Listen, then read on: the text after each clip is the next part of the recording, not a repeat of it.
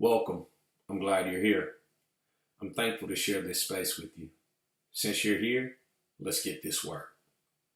My name is Elijah Gann, educator by occupation, father by choice, black on purpose, and a man through my actions. I'm here to share how I use poetry, meditation, and hard work to channel my aggression into the actions that help build my dreams. I want to recap what I discussed in the last video, share a poem that inspired me, and briefly discuss how what we desire and dream for can give us a strong foundation to manage our feelings and actions. Our dreams can provide us with strong roots to keep us grounded in times of turmoil. In the last video, I introduced myself and shared a poem that I wrote. I also shared with you why I write. I write because through writing, I can express how I feel. I can pour my feelings, desires, fears, and anger onto a piece of paper. It gives me an outlet to share my emotions with myself and with others. If it's a feeling that I want to hold on to, I can keep it. And if it's a feeling that I don't want to hold on to, I can throw it away. I don't see every poem through to completion. Everything I write isn't some polished product that I want to show off. A lot of it just sits in a box in my office. And when I was younger, it simply lived in a folder and was kept in whatever bag I was carrying. I remember having a spiral notebook that I titled the Sometimes and Hows, and everything I wrote in it was about stuff I was doing to get by, or things I was feeling, or me explaining to myself or someone else why I had done something that I had done.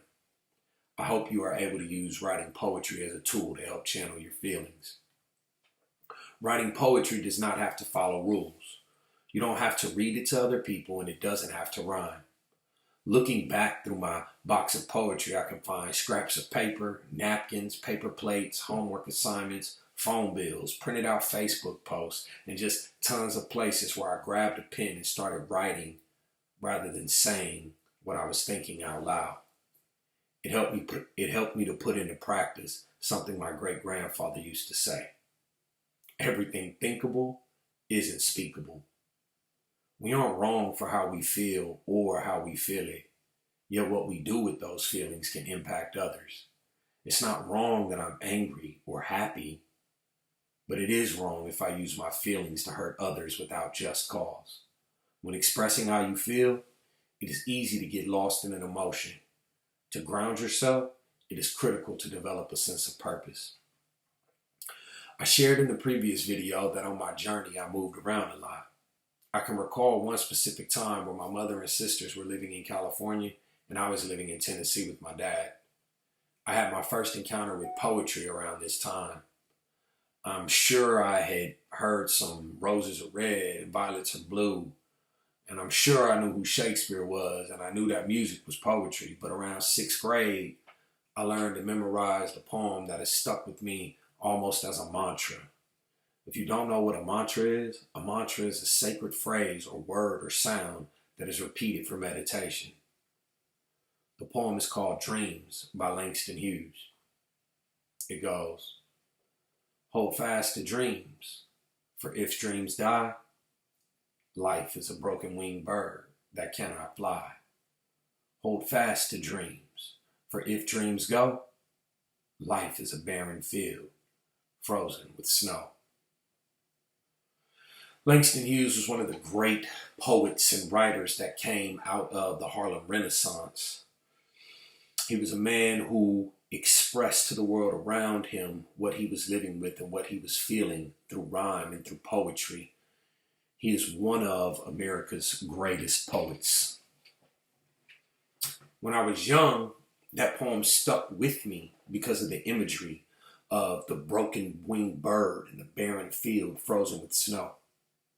I used to think about what it would feel like to be that bird that had broken wings but couldn't go anywhere.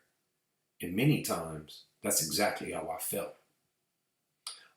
Also had experience with living in a desert climate out in Los Angeles and then moving to the South and being around snow for the first time. So this idea of a barren field frozen with snow seemed like just a really horrible place for me.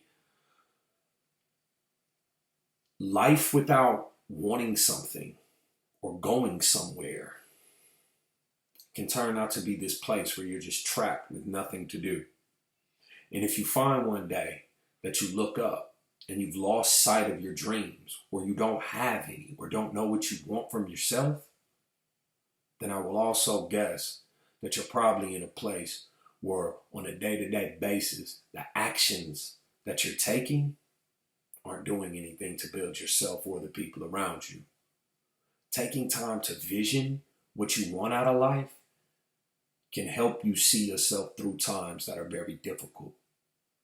Every day we're gonna meet strife, yet at the same time, if we know what we want from our life, we can find a way to make it through the mucky feelings that we have to deal with. If you haven't begun already, start some type of visioning board. Spend about 5 minutes every morning as soon as you wake up, writing down exactly what you want from the day. Not just things like, I want to go to Burger King and get a Whopper, or I want to go buy a diamond necklace and get a Mercedes. More so things like, I want to be happy. I want to say something nice to someone I love. I want to do something that gives my body physical happiness. And you can also include those things you want, like watches or cars and clothes. But make sure while you're building those dreams and visioning those things out, you include things that deal with your spirit, your mind, and the things you want from the world. Hopefully spending some time to start a visioning process will help you manage your emotions and your feelings and deal with your aggression and rage in a better way. I began to learn this through that poem because it was a very simple 8-line thing that I could say over and over again to myself. I hope that learning a poem or reciting a mantra can help you find peace. Peace.